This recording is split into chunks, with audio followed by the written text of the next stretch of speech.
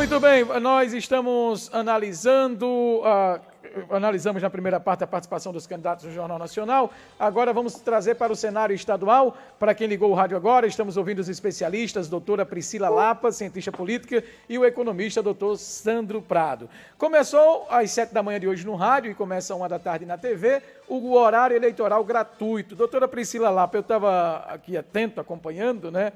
É incrível, alguns partidos, inclusive partidos de nome, como União Brasil, né, o PSDB, esqueceram de mandar aí parte de seus guias. É inadmissível que isso aconteça, né? Você tem toda uma preparação e aí não mandar a tempo o horário, eu acho que é uma falta de respeito com o eleitor. Isso é um ponto. E o segundo que eu estava ouvindo o guia de Danilo, não sabia se era de Danilo ou se era de Lula o guia eleitoral, numa nítida demonstração de que o PSB vai explorar a imagem do ex-presidente, não é? Isso.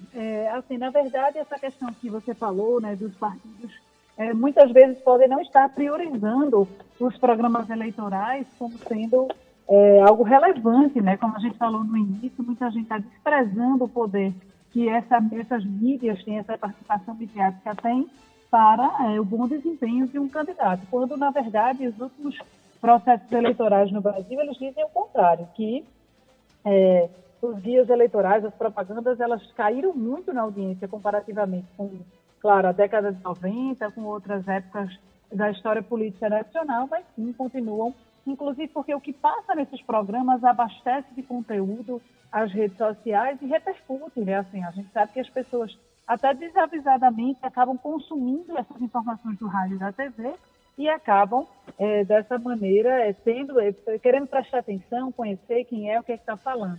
Outra coisa importantíssima que a gente pode sinalizar é que, dentro dessa perspectiva dos programas eleitorais, eles podem ser decisivos em um cenário como a gente tem em Pernambuco hoje, porque a gente tem um cenário de uma disputa extremamente difícil, né, com muita divisão de votos, com muitos candidatos competitivos, e apenas uma comunicação bem feita, ela pode ser um caminho impulsionador e do diferencial de uma dessas candidaturas. A gente está falando aqui de performance desses candidatos, no desempenho na fala, no que eles apresentam para os eleitores, mas a gente está falando aqui também da capacidade que esses eleitores eles vão ter, esses candidatos vão ter de captar a atenção, as pessoas entenderem de fato as diferenças entre eles, principalmente quando a gente tem aí 3 candidaturas que acabam atuando num campo político muito próximo, que são justamente as candidaturas de oposição mais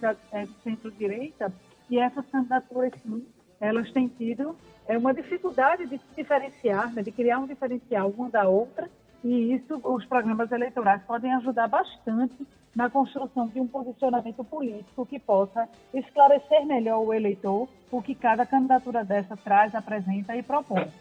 Ô, professor Sandro Prado, o senhor lembra da última vez que viu uma eleição tão disputada assim? Porque as últimas em Pernambuco, pelo menos, foram tão previsíveis, por exemplo, a reeleição de Eduardo, a eleição de Paulo Câmara dentro daquela comoção da morte de Eduardo, a reeleição de Paulo Câmara, que mesmo do primeiro para o segundo mandato não estando tão bem avaliado, o concorrente não era tão competitivo assim, ele acabou ganhando. E o que a gente observa hoje é tudo embolorado, podemos assim dizer. O senhor lembra da última vez que o negócio estava tão acirrado assim? Não, Cristiano, não lembro, né? Cristiano, Priscila e ouvintes, nós estamos presenciando em Pernambuco uma eleição extremamente histórica. Ela vai marcar não só Pernambuco, mas todo o Brasil, porque a gente não tem no Brasil uma eleição, uma disputa tão competitiva como aqui em Pernambuco. Nós temos 5 candidatos competitivos.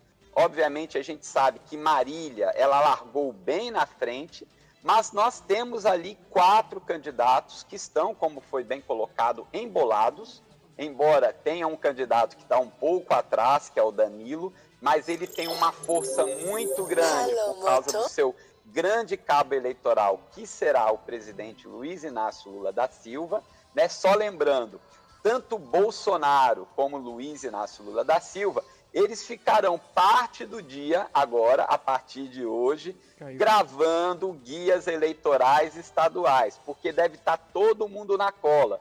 Porque, como bem colocado por você, hoje, já no programa de Danilo, no Guia, já teve a fala do presidente Lula, e a gente vai ver isso reiteradamente. E na de Anderson, ele já falou, a partir de amanhã nós teremos Jair Bolsonaro, ou seja, nós temos muito claro Anderson utilizando como cabo eleitoral Jair Bolsonaro, Danilo utilizando Lula, e os outros 3 players, os outros 3 participantes aí, Raquel, né, Miguel e também a própria Marília, sem esse apoio institucional dos 2 grandes favoritos à presidência da República, mas jogando tudo, jogando todas as suas cartadas. Miguel nos 2 mandatos de prefeito em Petrolina.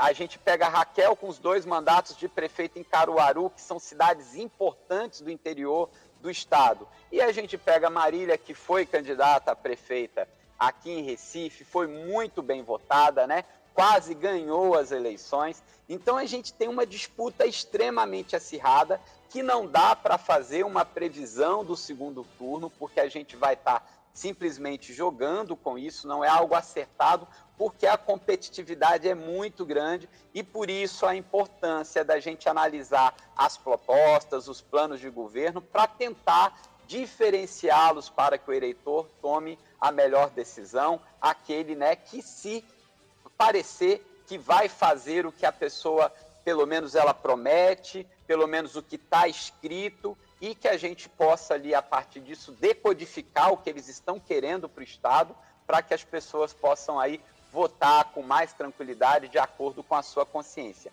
Mas é uma disputa muito acirrada. Pernambuco tem muitos problemas econômicos para ser resolvido. A gente sabe que a gente aí está com o 2º maior índice de desemprego, mas não é índice que a gente tem que olhar, e sim o dia a dia das pessoas, as pessoas com dificuldade de se alimentar. Tem mais de 1.400.000 famílias dependendo do Auxílio Brasil.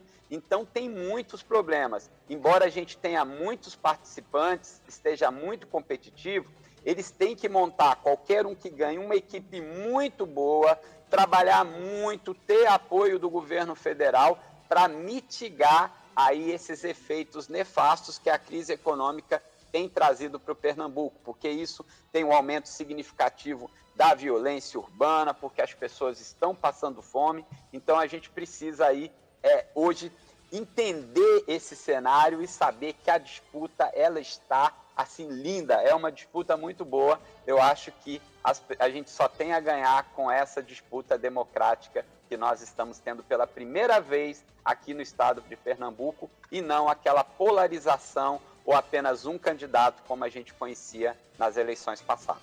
Sem dúvida. Bom, o nosso tempo estourou, esse bate-papo é muito importante e até as eleições estaremos no decorrer da semana falando sobre temas, as propostas dos candidatos dos planos de governo. Doutora Priscila Lapa, muito obrigado pela participação de hoje, até a próxima, viu? Muito obrigada, Cristiano. Um grande abraço. Um abraço, professor Sandro Prado, obrigado pela participação, até a próxima, viu? Eu que agradeço, Cristiano. É sempre um prazer estar com Priscila, com você e com seus ouvintes. Essa entrevista estará disponível daqui a pouco no canal do YouTube da Rede Pernambuco de Rádios. Vamos ao intervalo e já voltamos.